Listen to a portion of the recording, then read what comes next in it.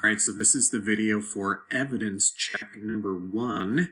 What we've got here is the Odyssey body paragraph from the mentor text essay that's on the resources page of your outline document. So we're going to be focusing on that first red sentence.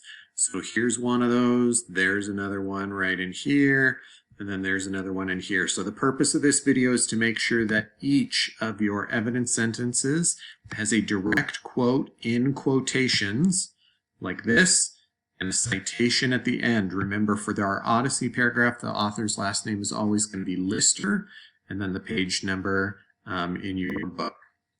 So you'll notice that those quotes are let in sometimes with context like this. After receiving a special gift from a sea nymph, the story states, and then my quote. So it's not, I didn't just plunk my quote in with no lead in.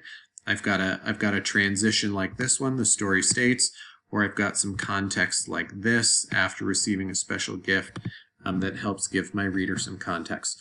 But the important part is that that quote is there. It's in quotation marks. It's got a citation at the end.